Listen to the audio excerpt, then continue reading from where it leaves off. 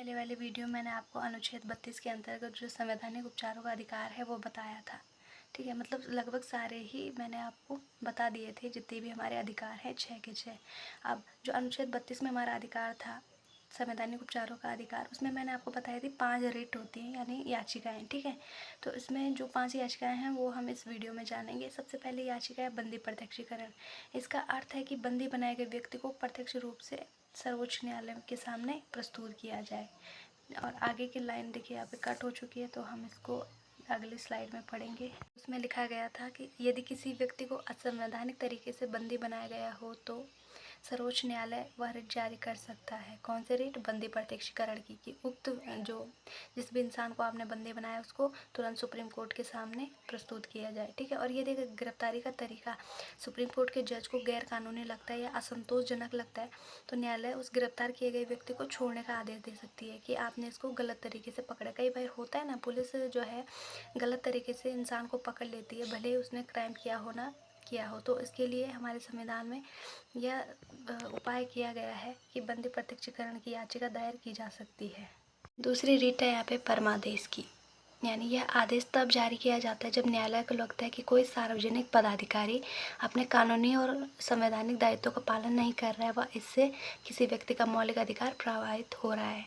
यानी कि जो सार्वजनिक पद पर, यानी जो सरकारी ऑफिसर होते हैं, गवर्नमेंट जॉब में जो होते हैं, अगर वो अपने पद का गलत इस्तेमाल कर रहे हैं या फिर जो उनका दायित्व है वो अगर वो सही से नहीं कर रहे, तब परमादेश जारी किया जाता है कोर्ट के द्वारा। तीसरा है निषेधाधिकार। निषेधाधिकार होता है जब कोई निचली अदालत अपने अधिकार क्षेत्र का अतिक्रमण करे, यानी कि जो निचली अदालतें हैं उन पे कुछ ऐसे अधिकार क्षेत्र होते हैं कि वो किस बात पे सुनवाई कर सकती है, कौन से मामलों में सुनवाई कर सकती है। अगर उन्होंने अपने अधिकार क्षेत्र, यानी जिस मामले में उनको सुनवाई करने का अधिकार नहीं है, उनको हस्तक्षेप करने का अधिकार नहीं है, अगर उन्होंने उसमें हस्तक्षेप कर दिया तो ऊपरी अदालत यानी सुप्रीम कोर्ट उन्हें रोक सकती है। अधिकार परीक्षा, जब किसी न्यायालय को लगता है कि कोई व्यक्ति ऐसे पद पर बैठा हुआ है या ऐसे पद पर नियुक्त है जिस पर उसका कोई कानूनी हक नहीं है, तब न्यायालय अधिकार परीक्षा का यूज़ करती है और उसको उसके पद से हटा देती है, उसको उस कार्य से रोकती है।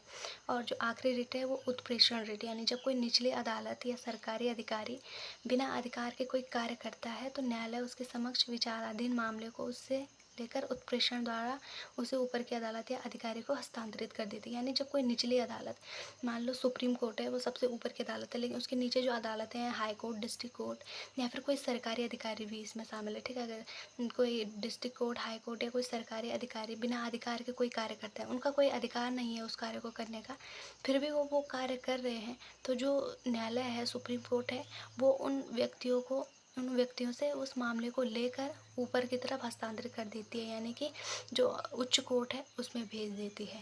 तो ये थी पांचों रिट, आपने देखी। अब देखिए इन पांचों रिट का आप यहाँ पे इंग्लिश नेम देख सकते हैं। ठीक है, जो पहला था बंदी प्रत्यक्षीकरण, हेबियस कॉर्पस उसको कहते हैं।